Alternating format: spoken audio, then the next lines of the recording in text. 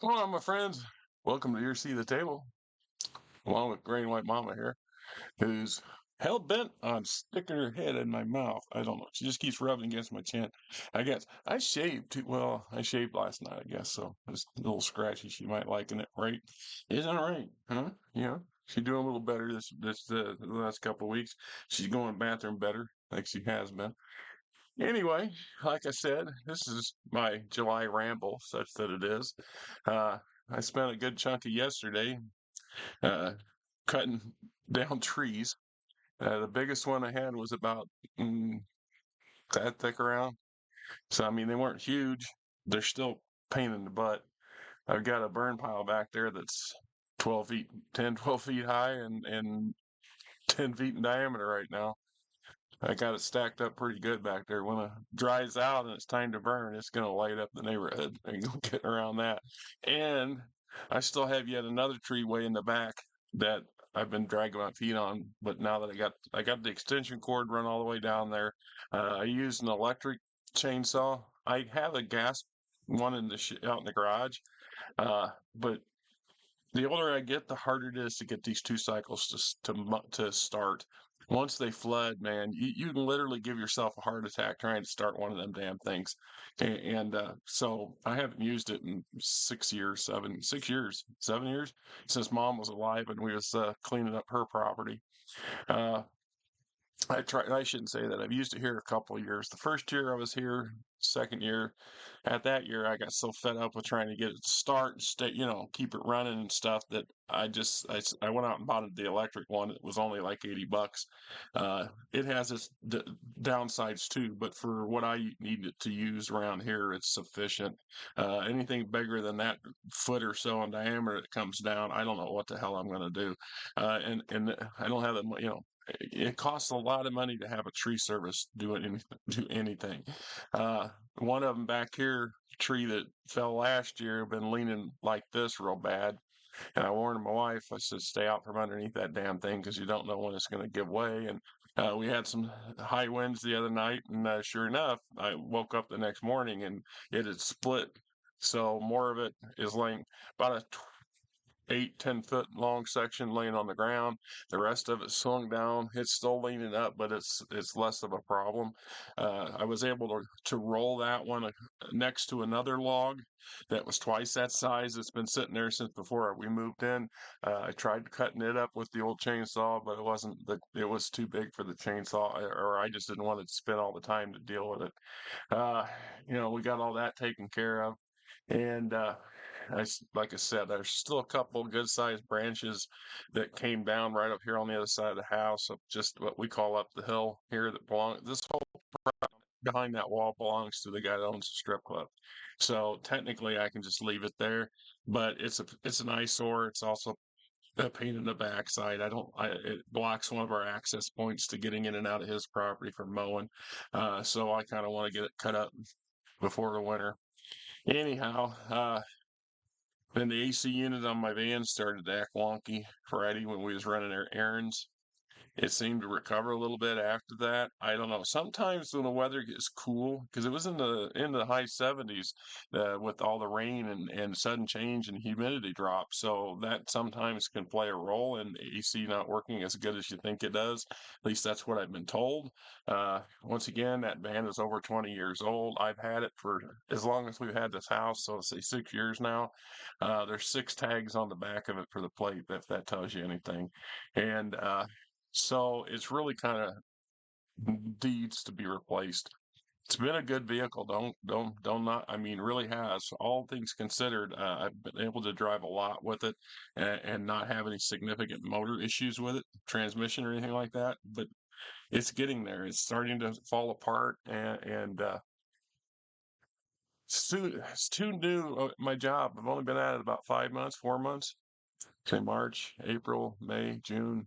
Yeah, we're into our fifth month now.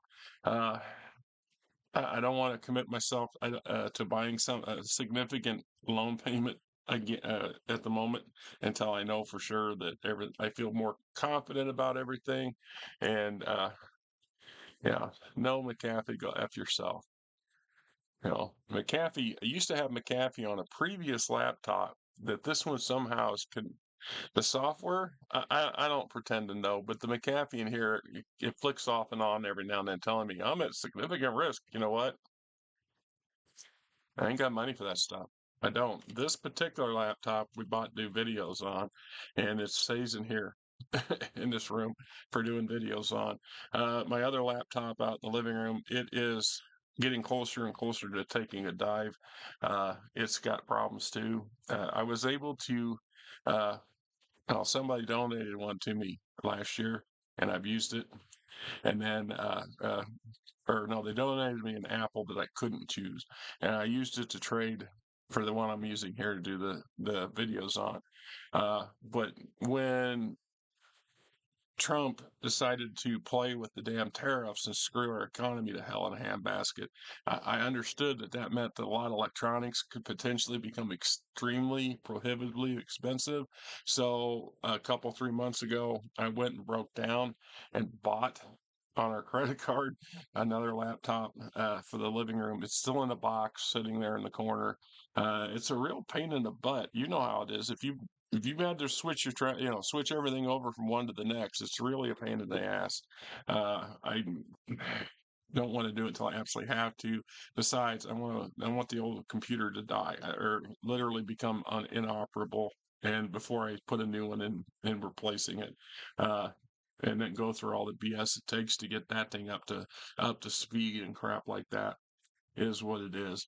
Uh, you know, things have been okay this past couple months. I mean, it's the first time in many years I've managed to keep more than $100 in the checking account by Friday. Usually by Friday, we're pretty much hit, but we've been averaging about 300 in the checking account after all the expenses and bills and groceries are bought and paid for. Uh, I've been trying to be real reluctant on using it any more than I have to, trying to keep a little bit of a fluff in there. We've also been squirreling away money, a little bit of money. My wife has what I call a med stash in case her medication screws up or something goes south or something changes radically. I think she's probably got close to $200 in that. We've got a couple $100 stashed away from the mowing that we've been getting paid for doing Earl's. Uh, Unfortunately, as y'all know, I've had to send that rider to the mechanic twice this year, and between the two of them, that was $800, damn close to it anyway. The first time was because a mouse got up and made a nest in there over the winter and ruined the wiring and some other problems.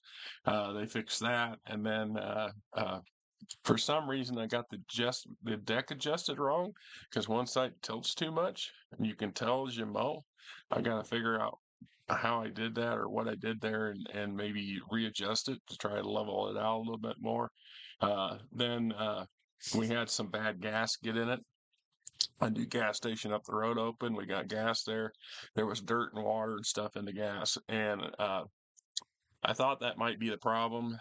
So I called the mechanic guy that works on the mobility as the outfit. Cost him $70 just to come get it and take it back, because I don't have a trailer to haul it on. They cleaned out the fuel, put a new fuel pumper, replaced the fuel, put a new fuel filter in there, and did another thing, and it got it up and running again. It really frustrates me. I mean, there was a time when I was younger, I would have tried to fix that myself. Uh, I would assumed it was gas. It too is a pain in the butt to get it out. If you have the right tools, it's real easy. If you don't, it can be a real challenge. You can damage stuff if you're careless. Uh, Years ago, I used to have a siphon that you use for transferring kerosene from a kerosene tank into a kerosene heater, and those make great for pumping gas out of something in a pinch, right? Uh, I don't know what happened to it, but and then you would have to change the oil filter and try to blow the fuel filter and try to blow the fuel out as best you can. It's like vehicles back when I was, we're talking the mid '80s, early '80s when I first started driving.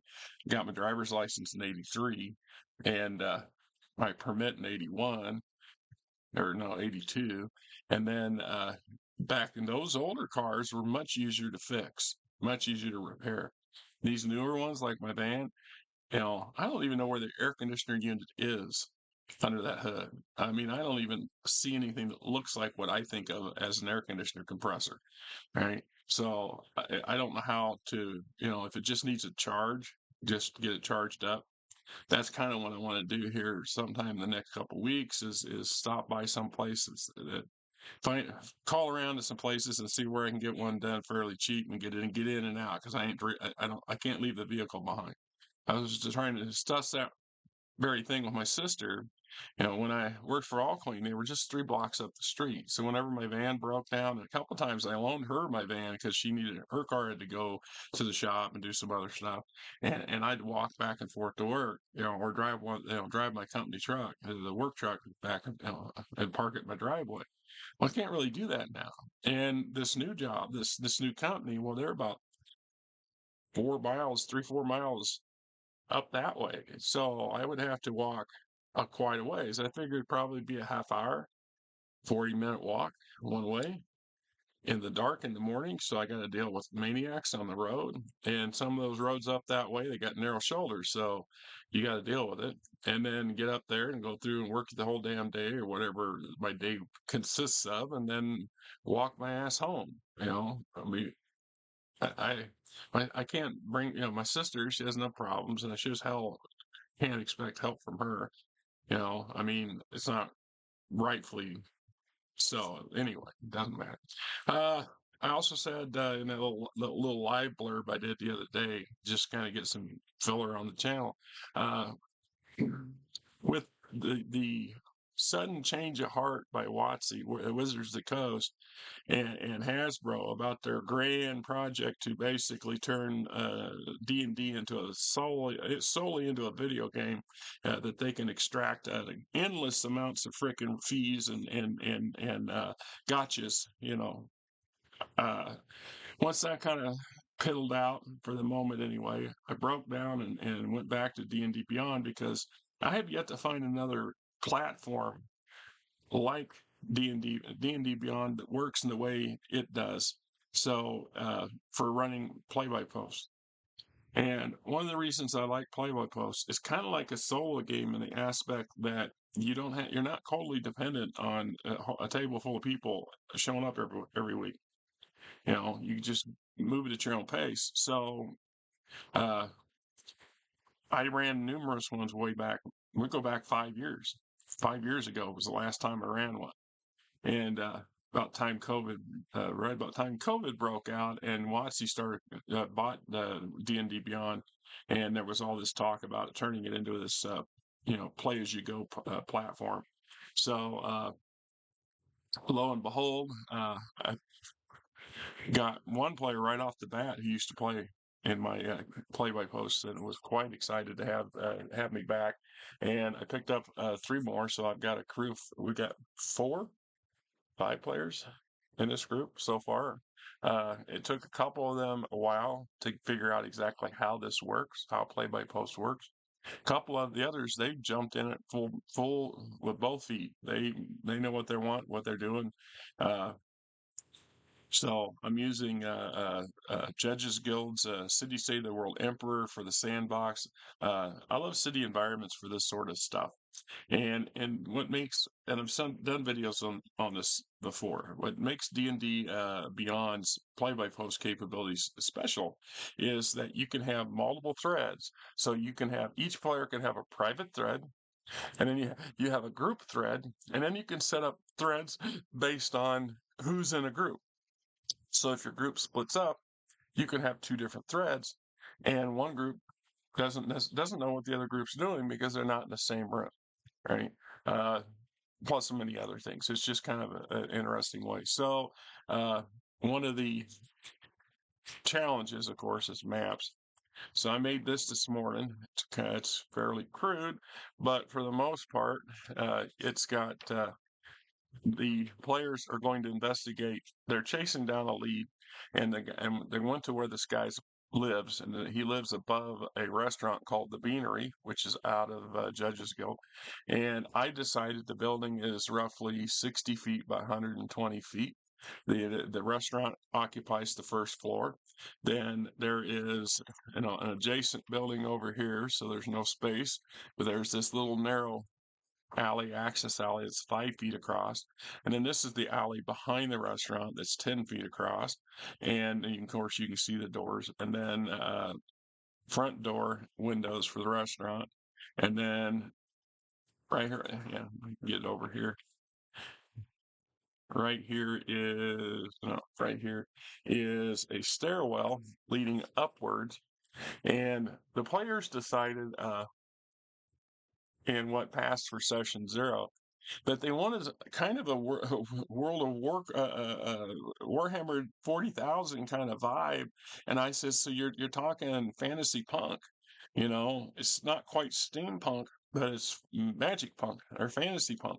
And well, I'm fine with that. So you just make some adjustments. For example, automatons are quite more frequent in a fantasy punk setting.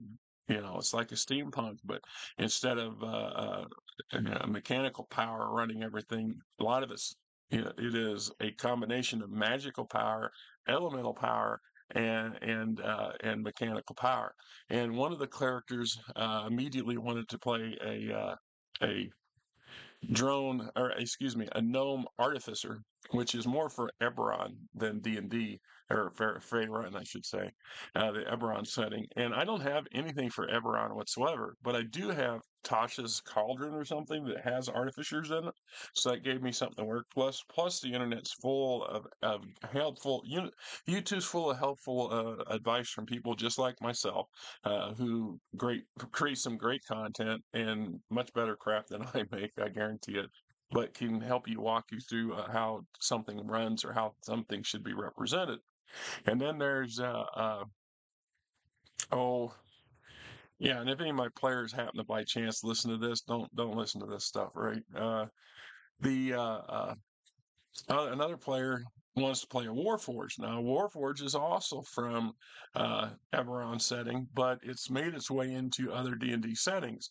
And so I said, that's fine. We can roll that. And I said, all right, so you're not going to be unique then. There will be other Warforged in the city, and we went from there.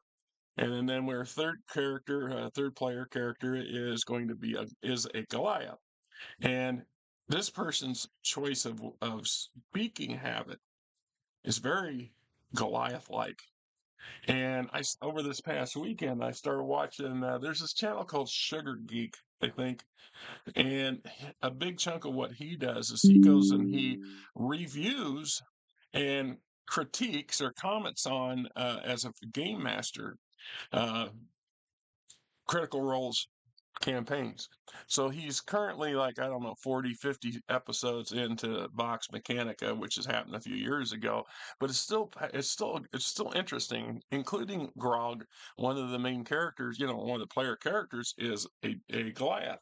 And so I can see some of where he's getting some of his cues from how operating his character is coming from. So that's always good. The main thing is he really is into the character, and so is Livy. Of course, Livy's this human bard who, the character is made up. The player is somebody who used to play in a couple of my campaigns some years back, and they were the first one to jump on board, and he or she, whatever, I don't care, likes to play female character roles, and I'm fine with that too. Uh, and he, whatever, they'd made this character some years ago for a different thing that never got used, but the character Livy was used. Technically, the name was used in one of my previous the last campaign that he was involved in, he or she was involved in.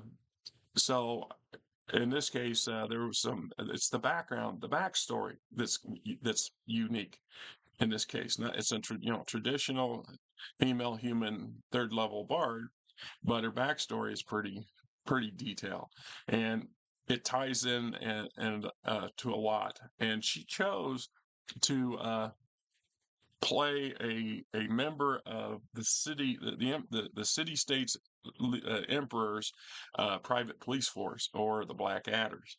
And the Black Adders are this FBI kind of organization, so to speak. The city has the Imperial Guard, which operates outside the city unless needed inside. There's the City Watch. There's a third group that the Emperor supports called the uh, oh, I can't think of them off the top of my head. Nobody's danced with them yet, but they basically equivalent of a special forces outfit. And then there's the fourth outfit called the Toxophil Militia. This is straight out of the books.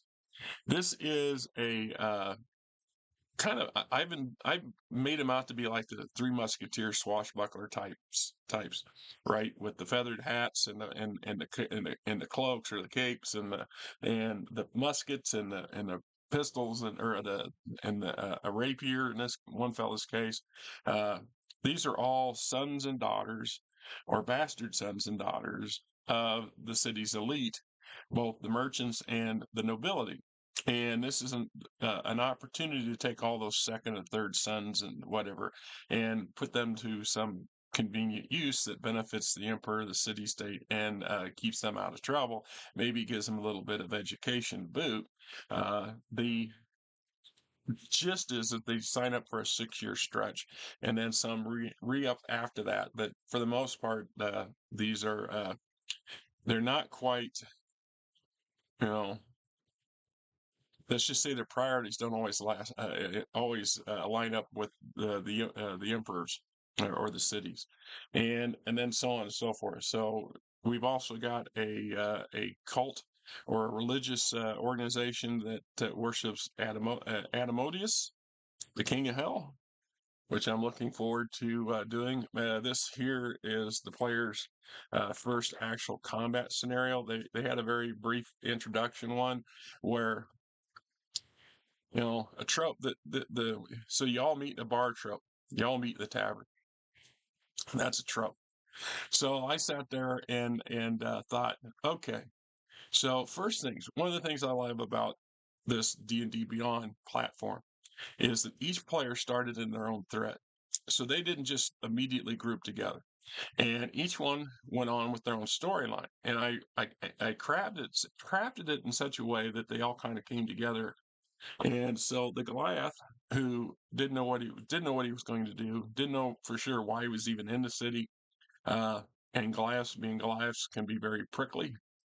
So he's a hailed down this old balding old man with what I call a self-propelled wagon, a automaton driven wagon that doesn't need horses, and it's full of beer kegs, and he's trying to unload it by himself, and he sees this big hulking dude, and he offers him some coin, for a little bit of work. He says, "Look, if you're busy, you're busy, whatever.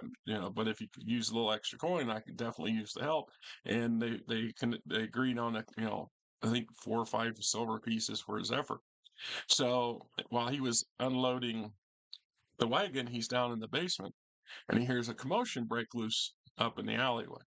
And meanwhile, our bard, she had returned to her apartment, her flat, to investigate. And she had went to a dead drop spot. So there's this low end tailor shop. She went in there and picked up some messages from her superiors on the overall arc is that there was a big conflict that just got neutralized between some mer people and the city itself, and the mer people were devastating the city's seagoing traffic, and the city's gearing up for a major war to eliminate these things if they don't stop what they're doing.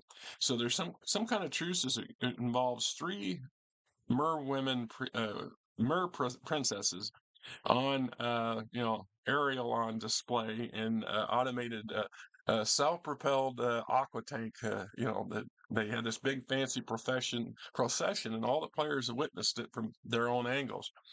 And so I was trying to, here's one of the challenges for having too much player agency. And y'all can argue it all you want, but I'm telling you from experience, this is where it really becomes a challenge. We want to honor what the players think, do, and say.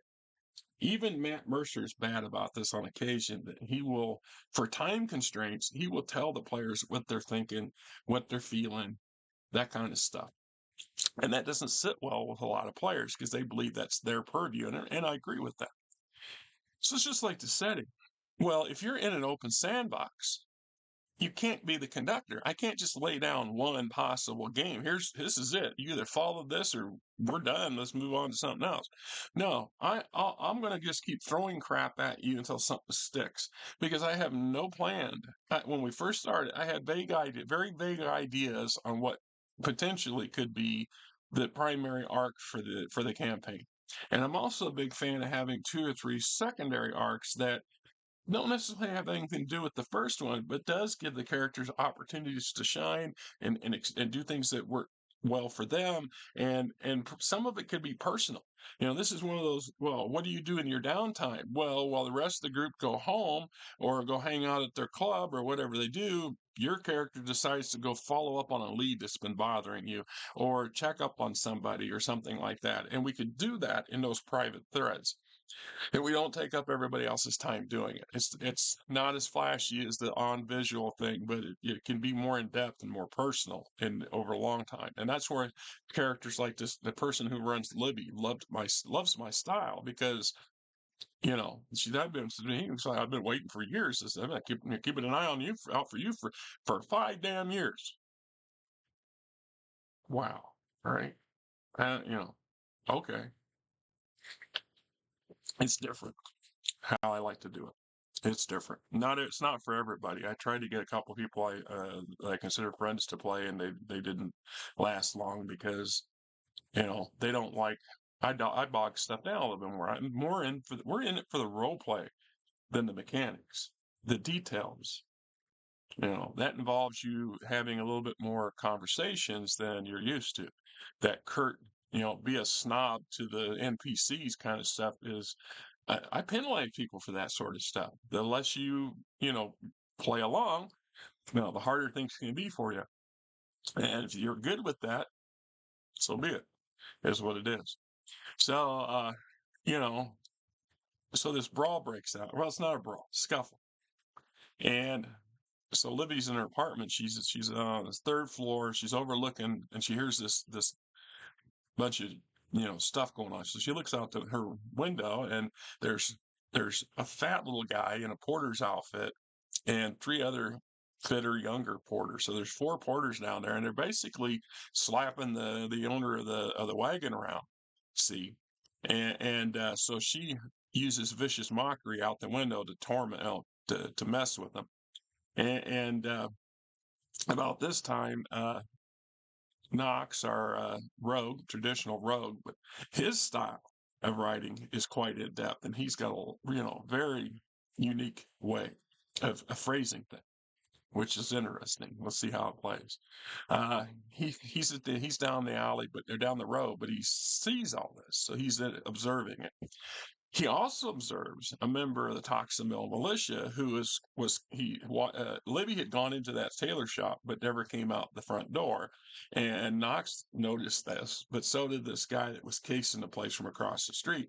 And this guy has a pseudo dragon, or a pseudo dragon is using this guy. Either way, there was a pseudo dragon involved. And so he was getting a lot of this in his private thread because the others couldn't see what he saw, couldn't hear what he saw. And so he managed to strike up telepathic, very crude conversation with the pseudo dragon while it stuck around. Because if you know about what you know about pseudo dragons, they communicate telepathically, but they don't communicate like a normal conversation. Most of it's got to do with images and emotions. So that's limiting to what you can and can't do with them as an NPC. But they're still quite interesting and to add in. And so the pseudo dragon tips off the Toxamil militia fella, who then turns around and hoofs off down the alley in a different direction. And the pseudo dragon takes off and perches up on a balcony across from where Livy's room is, watching intently the argument going on below. At that point, I'm still having trouble getting the player for the artificer to grasp how this works. And the Warforged, in his defense, I had forgot to clip him into the group thread. So he was like trying to figure out what the hell I was talking about and missing a whole bunch of stuff. We got all that straightened out.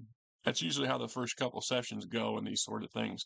Just feeling things out, kind of getting an idea of what the players want to do, who the players are, et cetera, and what the setting's going to be. So I've had, you know, a couple other ideas for stuff. And they decided, or the fat guy, the leader, he's threatening the owner of the wagon.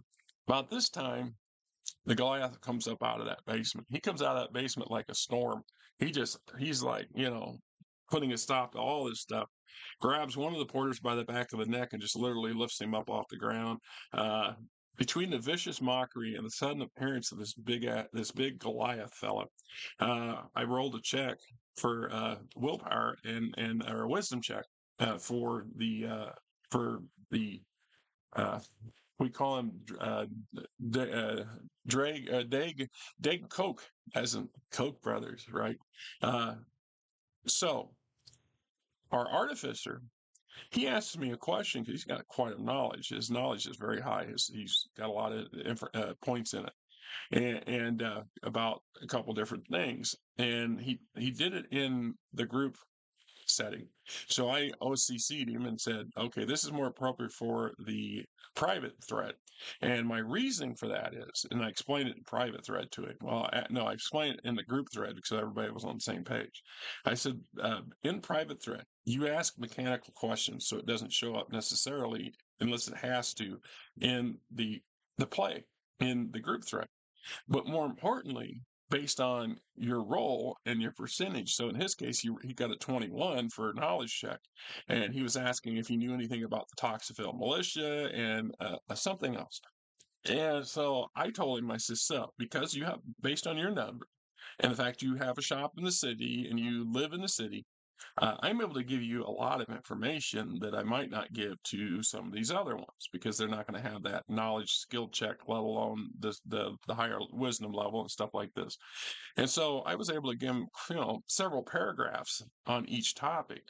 And then I pointed out to him, I says, now you have all this information, you have your knowledge in game in the group thread. It's up to you to decide how much of it, if any of it, you share with the others. Right. So he was able to give some quite colorful insights or some detailed insights in game without me needing to do it in out of character for the players or just try to shove it at them. A lot of times the frustration for a GM is you want to help the players, but they got to be willing to ask the right damn questions. Otherwise you're at risk at that. We start crossing the Rubicon about GM conducting and player agents and some limitations. So you can't, if you pick up any module, any game module you have, and what for the most part are those? They're railroads, they're conductor tracks. These are things that have been designed and set up with a middle, a beginning, and a beginning, a middle, and an end, and everything's laid out for you. So from a GM perspective, you're literally railroading the characters into playing this. So the characters have decided to go along with it and have suspended some of their player agency. So they have less to cry about when you sit there and look. This is what the book is saying. I'm not saying that you can't alter what the book says or modify it to what the players do, because that's what we do as GMs. That's your basic 101 GMing as far as I'm concerned. But you still have a challenge in some of that stuff, right? So in this case, the procession, for example, in the procession, we got these three mer people. One of them is very defiant looking, one of them is morose looking, kind of, and one's scared looking. So there's a middle, but there's three of them. And so think of a mermaid, right? That's what we got. Three mermaids on display. And they're surrounded by the army and by the special forces and by a yet another secret service group kind of stuff and the constables. It was quite a thing. As the progression goes on up the Grand Avenue towards the Nob Hill and the Emperor's Palace, there's rumors already being spread, and they overhear three different rumors. One includes one that the mer people are so angry because somebody stole something, some kind of religious icon from their grand temple, and they want it back. So there's your primary possible campaign. So in the crowd, we have a couple or black and yellow, uh, in black and yellow warrior priests of the temple of Amadeus, and I know I'm not pronouncing it right. I don't think I am. Uh, and you overhear one of them say to the other one, Cassis, so and so knows where such and such is, and Cassis has found out where so and so lives. So we're going to go make a visit, and have a conversation with this individual and that's all there is to it. We don't know what, where, why, or how, but we just know there's a possible, set of wheels turning over here. And then across this, further as the crowd's maneuvering around, a pair of merchants hustle past, an older one and a younger one. And the younger one's lamenting or worried about this sudden peace going on between the mer people and the city because it's going to cut into their very lucrative profit margin suddenly. And he's chastised immediately and shut up by the older one, and they hustle off. So there's three that I just kind of threw out there. Bang in the opening session. Bang, bang, bang. And nobody takes up. Livy's thinking about this Murr stuff, but so she goes off and goes to the tailor shop to see if there's any information waiting for her, if she's got an assignment or anything like that, and she automatically just infuses it into the Murr situation. All right. So the other four, well, two of them are still struggling with the understanding of even how this works. We're so there's nothing really there. Knox, right off the bat, is still being aloof. All right, he's being his character's being himself, and he's still in his private thread. And even though I point out after somebody asks me about, Libby says, would be nice if we were all in the same thing. And I said, you have been. You just haven't connected. And I said, if every one of you look at your threads, you will see multiple variations of the same descriptions. You've all seen the Bard, the Warforged, the Goliath, etc., etc., and just don't recognize them. And you didn't approach them, and you didn't make the connection that would justify being in the same thread. So this goes on for a couple episodes. And it's just minor stuff. And so I figured, okay, let's just put everybody back in this off of Baker Street, or not Baker Street, but off of the alley, and get them all on the same page, or where the old man's being roughed up by these porters. Now they've decided the arrival of the Goliath and the Bard's vicious mockery makes the fat porter, who's the leader, run away. He literally screams and runs in terror. The other three porters didn't run, mostly because they were caught off guard and surprised, and this impressed the Goliath until the Warforged showed up, and which or no, Knox, our rogue, he manages to get his blade into the back of one of the three porters, preventing him from running away. And Goliath has got the second one by the back of his scruff of his neck, holding him off the ground. Uh, the third one takes one look at all this, and I roll a reaction roll onto my NPC list that I have for having random rolls, because I'm a big fan of that. I want these characters, the NPCs and stuff, to have minds of their own.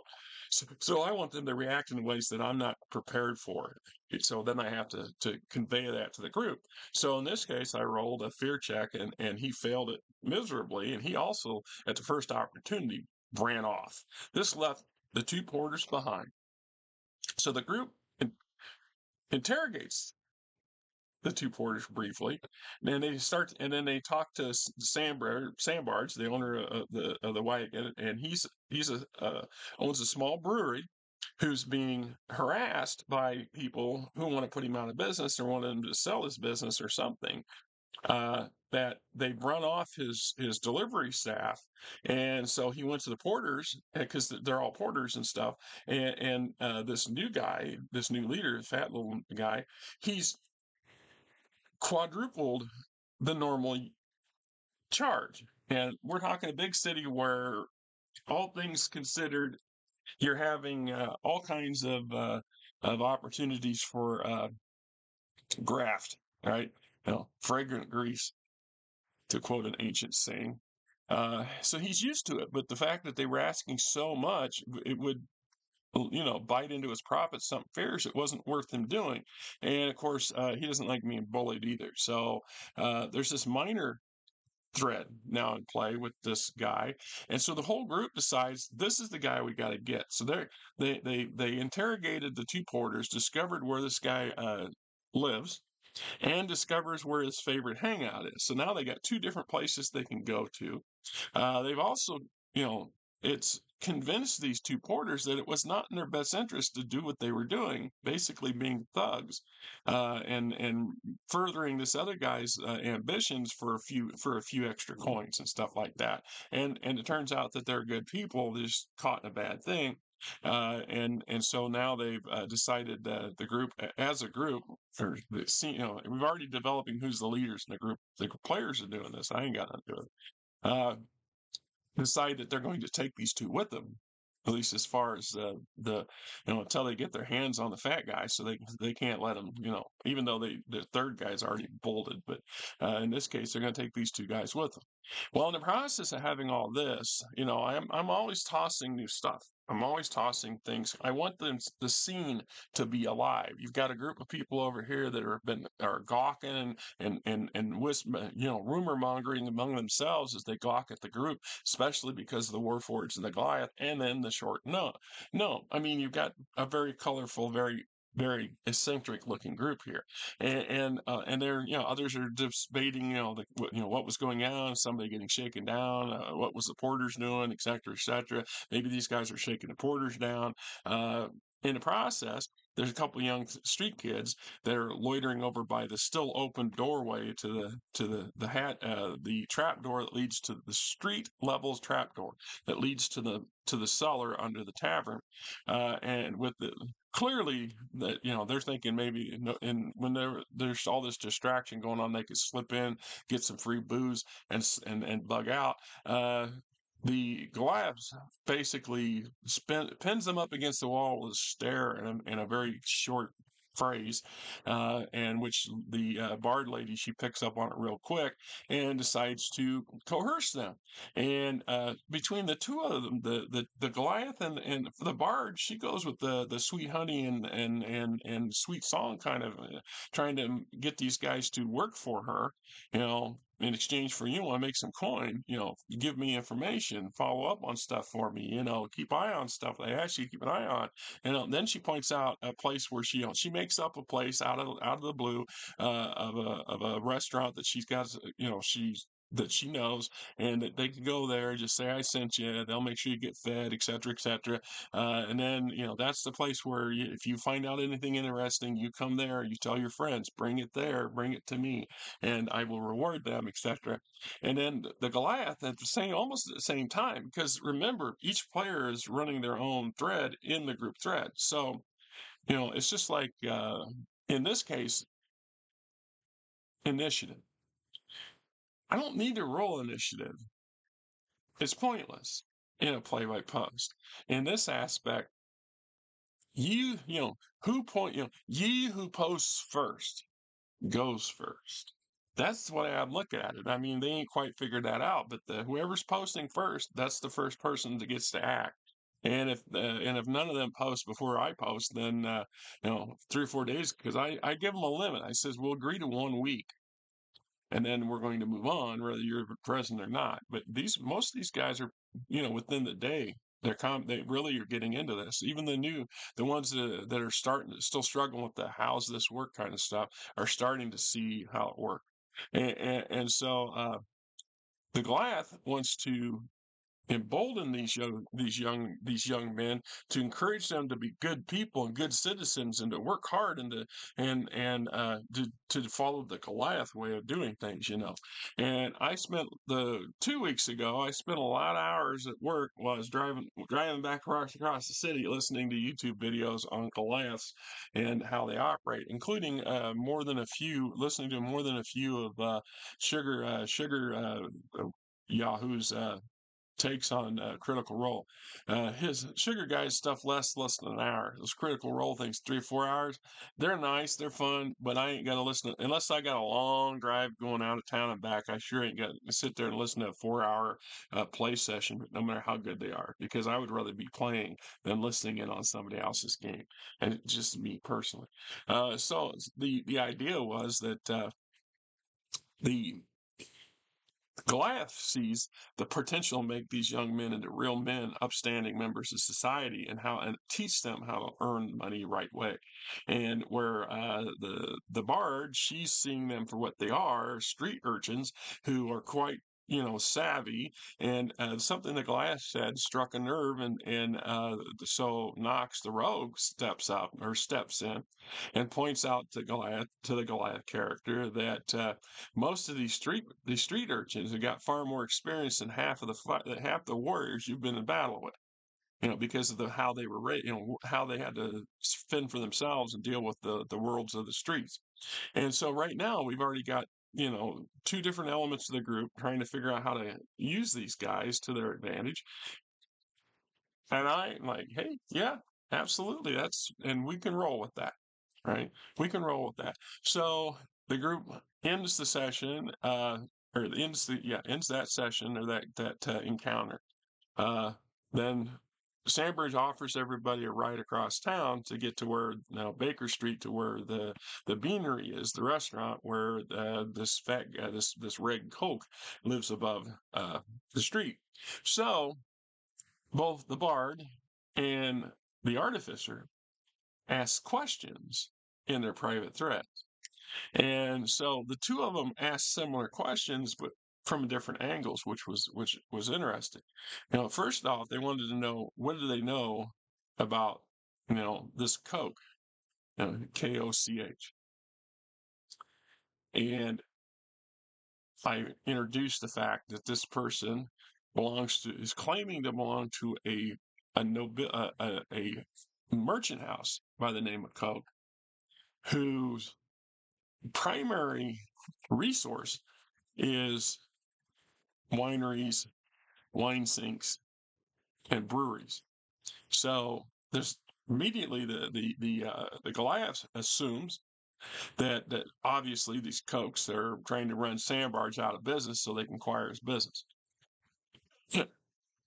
Sounds good to me. I didn't have to create any of that. I just rolled with it. I just make sure I take lots of notes, try to keep things, on the same wavelength. Because when we bounce around a little bit, we come back to that particular thing. I want it to be concise from where it's been, and not going off on a complete different tangent. So right now they're at the Beanery, which would be the first. This would be the outside of the building of the first floor. The second floor above is where this Dag Coke has his apartment. And they decide to go there first. They're going to go up, and then they just got done deciding who's going to do what. So one of them's, the Warforged is going to stand guard here, back here by where this entrance, where this little alley going in back is, and then two of them are going to go up and confront Coke if he's there. Trash his apartment if he ain't. And then the other two are going to remain out front as lookouts and as backup. Now I'm still waiting on 100% because I got I think 4 out of the 5 of the characters have agreed to this. Well, I gotta wait for them to give everybody a chance to sound off on it, if that's how they're gonna do it. So I've started, prepping for this. So what I will do is I will take this and I will go scan it on my scanner out there, and then I will create. I'll save it, and then I will print off another version of it that I can use to fill in. So this would represent the second floor. I would put in a hallway in the back, and then 4 apartments in and up here to give them room, something for them to go, so they got an idea where they're going. Now, being I'm a poor bastard, is some trick I learned some time ago. Everything you print chews up ink. Now, back when I worked for my old job, I could just take them on a thumb drive, run them up there, print them off. Booyah. Okay. It's a little more expensive to do at home. So instead of marking up the page and then going through 10 or 15 of these as each round goes through, uh, what I'm going to do is I'll get a piece of cardstock and I'll print out cardstock just on the hexes. And I will make little tokens and I'll put the players' names as best I can on those tokens. And I'll put the NPCs, bad guys, whatever on their own tokens, put them on that map. Then you get a little bit of double-sided tape, stick it on the back of the token so you can stick the token. Then you just stick the token to the page where they're situated. Then you can sit it on top of your scanner, scan it, convert it to a JPEG image that I can upload from my computer to Pinterest, from Pinterest to DnD Beyond. Then I can then show it to the players. Here's where you're at in sequence. And then when they move and change, then I can just pull off their little tab and move their tab to the new spot and so on and so forth. And it does work. I've used it quite a bit over the decades, and saves money, saves I don't know about time. It takes a little time to prep it. I got some cardstock out there. I'm going to try to print this off on cardstock for the little tokens because I think they'll hold up a little better. There's a little challenges to them. I like to color the edges around the tokens in a color. So generally speaking, I'll assign certain colors to groups. So the players will get a certain color that'll be consistent for all the time. And then all the bad guys will have their owns that will kind of rhyme together. So it occurred to me that this Dave Coe may or may not be in residence. He might be at his hangout. Now, his hangout is this play called The Frog and something, Frog and Damsel or something like that. It's also out of the book. And one of the, it's a tiny little entry, very little information about the place. But one of the things that left out is that they have a brass toad, a big brass toad, and they have a very exotic server or waitress or entertainer who works at this place, and with a charisma of 18. It says it in the book. And you have to remember, back in the 70s, early 70s, when these books were made, charisma was viewed as a completely physical thing.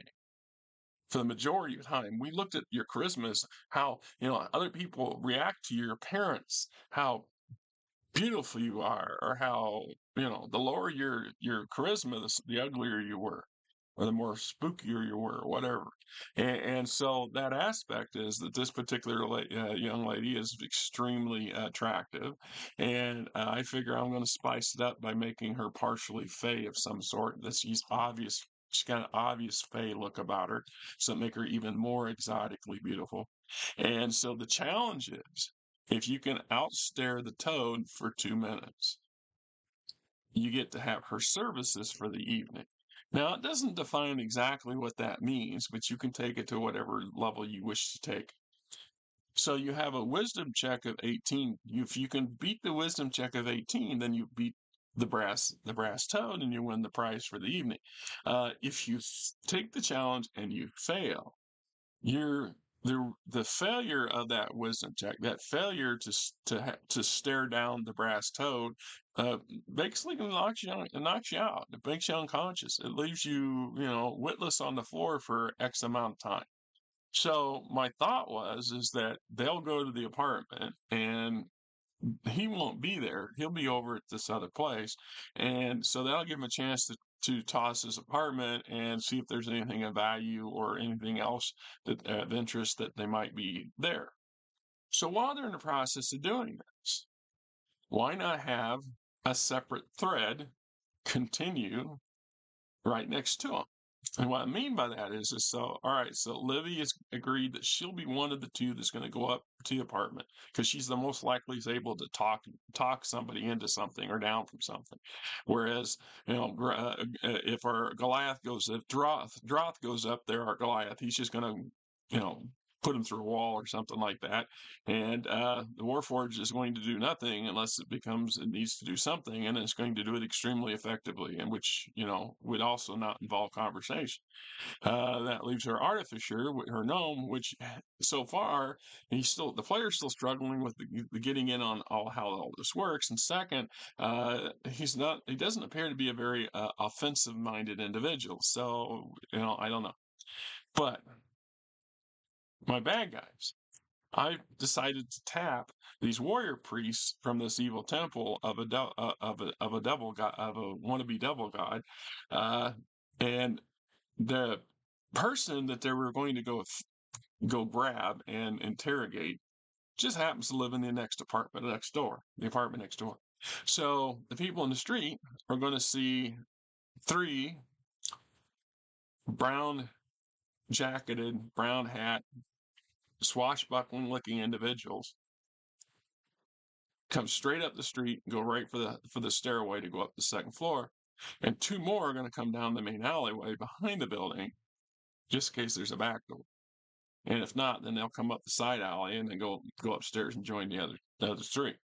So the guaranteed two of them will run into the Warford so before the group had progressed a little further, I'd already started sketching out the stats for these warrior priests. So I want them to be a challenge. So they're all third level. All the players are third level. So the warrior priests are third level too. And they have a combination of they're not quite a war priest, but they're getting in that aspect.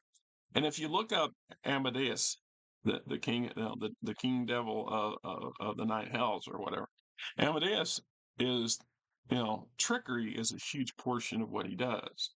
So I was looking at the loadout for these, for these warrior priests. Why not include disguise self, older self? I think it's the first level. It's a low level spell or clerical spell that they qualify for. And so I read up on it. It just changes the physical appearance, but it doesn't change the manner. So for myself, if I had that ability to cast an image over myself and made myself to be shorter and skinnier, I would look shorter and skinnier to everybody, unless somebody come up and tried to pat me on the head and discovered my head was way up here and not way down here, or if they got too close to me and bounced off of my my prodigious size and they're running up against an invisible wall and they're trying to figure out what the hell. So it's very specific. It does change your appearance, but there's a lot of limitations to it. And I will be interesting to see how fast our PCs see through the images. The second spell I gave them was mirror image. I want them to have the ability to defend themselves, right? And they have +1 weapons, +1 armor, little bit some extra magic and stuff ability about them. They got they got enough to be of a threat. Third level's no joke, and there's 5 of them. But now we're dealing with Goliath, who's a powerhouse, and we're dealing with Warforged, who is a powerhouse. Just those two alone potentially could take out all 5 of these fellas. And I thought, well, gee, I don't want to make it too easy. But I don't necessarily want to, this isn't the kind of operation where you fill the street full of bad guys. If 10 or 15 of these guys showed up, it'd be harder for them all to disguise themselves as, something else. But more importantly, it would draw a lot more attention to them from this other authorities in the city. See, at this level, they have to be conscious, whatever bad guys are doing, they have to be aware that there are higher level entities, higher level people in the city who will kill them or quash them in some manner because that's what they're paid to do, is keep too much trouble from breaking out. So a huge group of these guys hoofing down the street would draw too much attention. So 5 is more reasonable.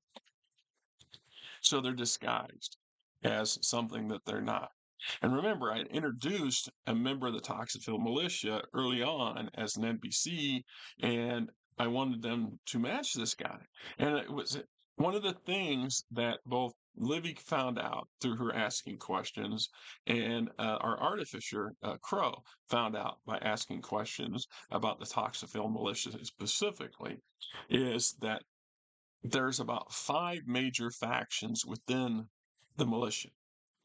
And so they don't all get along. And they all wear different colored cloaks because that's how they identify themselves with these different factions. So the red cloaks are the nobility. These are all sons and daughters of high noble houses that are full of themselves and believe that they're the king shits of the world, and then so on and so forth. Now the brown coats, yeah, I know Serenity. The brown coats, uh, well, they are affiliated with a, a cabal of minor houses in the city hierarchy. And I haven't quite established it yet, but one of my goals, and if it goes right, the players will never know. Will never know. There's a couple very clever ones. They might worm it out, but unless they're asking specific questions, they're never going to know. But Steel Dragons. I was watching a video some months ago on Steel Dragons, and it got me thinking. Yeah, I like that sort of stuff. So the Steel Dragon, who as a culture, the Steel Dragons specifically love to live in human environments, and it's enough so that they often take on, their idea of a treasure hoard is their life experiences, not actual physical wealth. They're not averse to having physical wealth. It's just not they're not obsessed by it. They're obsessed by having life experience. So they prefer to spend their whole life, you know, incognito. And think of the old Highlander series. When the Highlander lived to be a certain age, he was immortal, so he had to figure out ways to for himself to past the mortal world and assume a new mortal guise.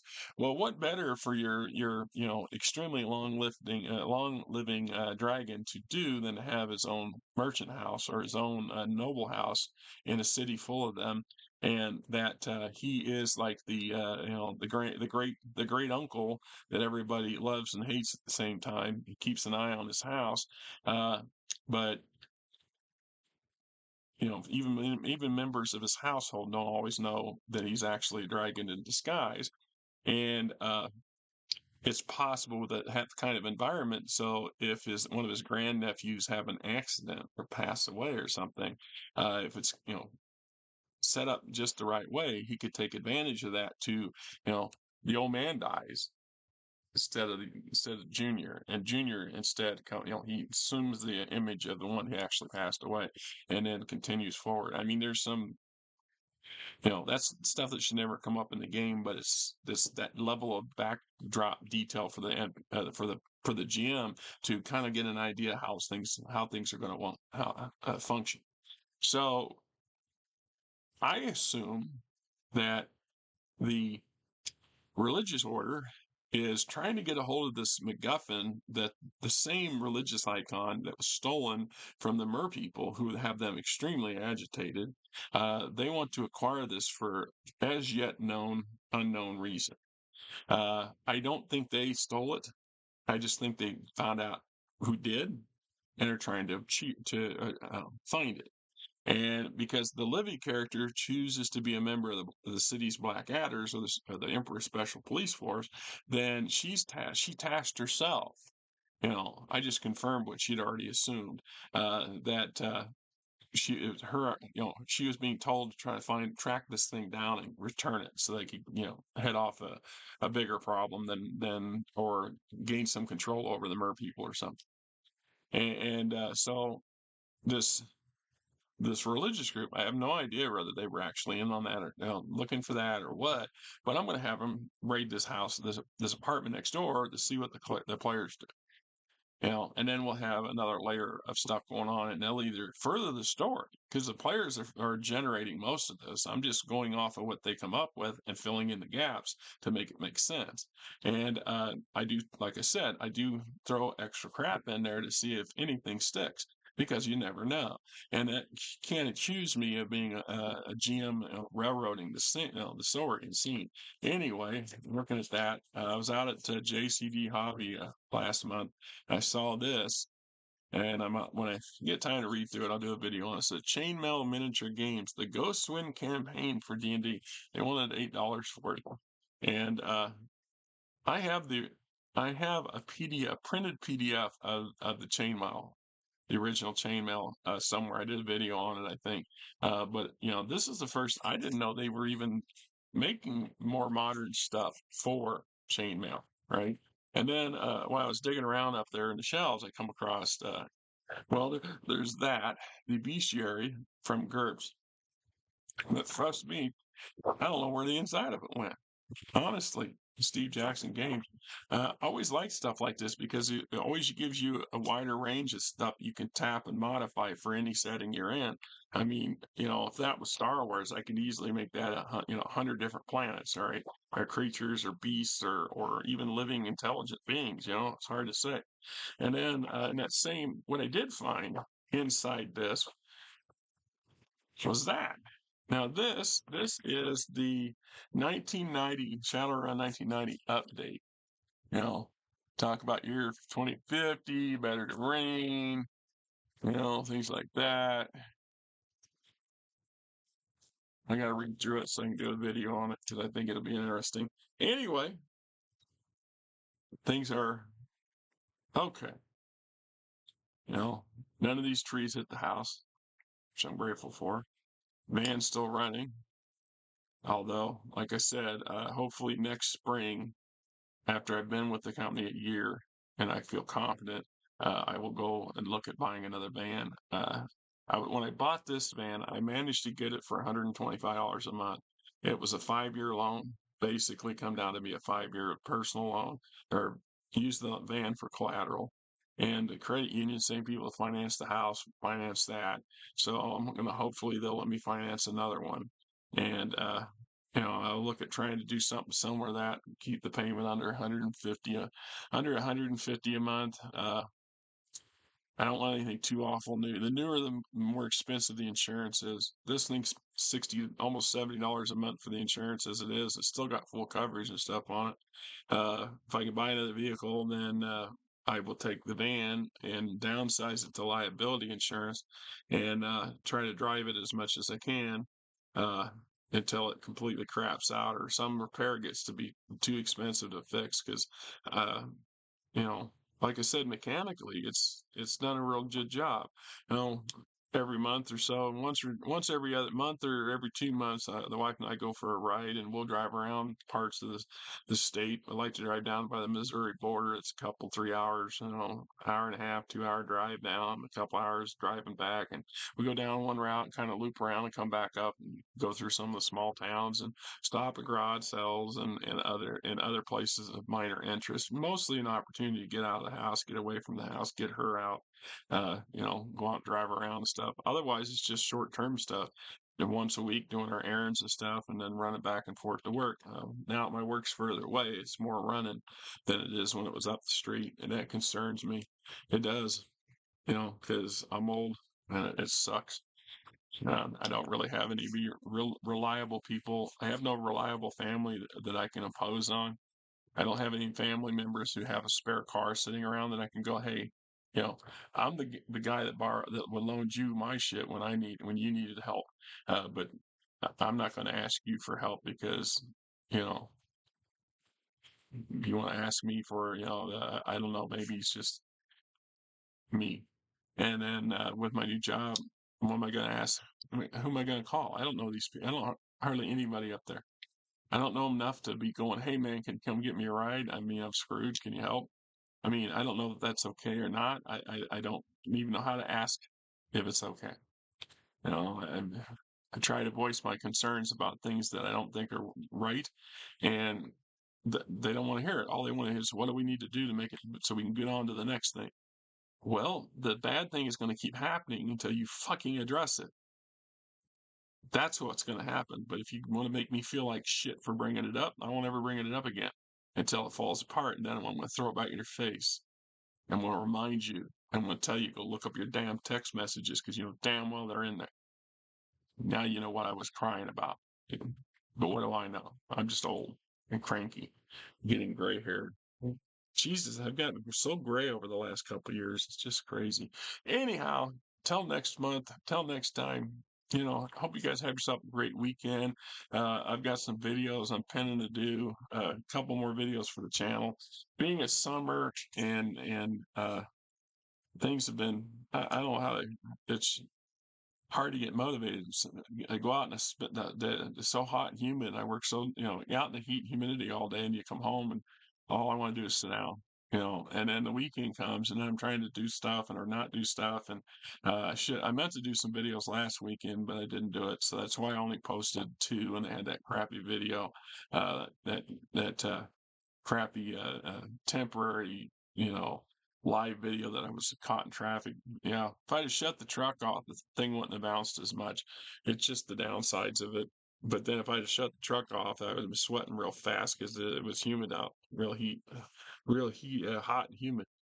We've had rain off and on weekly almost. It's been very weird. Everything's very green for middle of July in Iowa. It's usually starting to get brown by now. Yeah, State Fair coming up in next month. First, it's 10 days long. It starts the end of the first week of the month. I managed to save from the mowing money. We've got a couple $100 put back, so the wife and I will go out on Saturday morning like we usually do, and it's probably be out there till noon or 1, depending on how the weather is, and then enjoy ourselves, walk around, look at crap we can't afford, and uh, won't be too many more years. I shouldn't say that, in a decade, maybe two. We're gonna get to a point where the two of us are gonna be too old to go by ourselves and have a good time, right? It's part of that getting old thing. Walking, the back hurts, the knees hurt, the feet hurt. I'm physically more still adapt. Like I said yesterday, I spent 3 hours outside and cut most of them down trees up and got them piled up down there. I was lugging, logs this big around and this damn long, big over and throwing them up on the damn pile, just to get them up on the pile. And not so much. No, I'm out working all the time. That keeps me moving physically, not so much. So it takes its toll, right? That's one of the reasons, like when you hear stories, young people, when you get older and you retire, and so, well, he didn't last very long. He retired. He died in a year or two after retiring. Well, the only your motivations to do anything suddenly cease to exist. Then what? Right? Physically, the motivations can cease to exist. Then what? It's not hard to really let yourself physically go downhill. And the older you are, the faster that'll happen. Right? Anyway, enough of me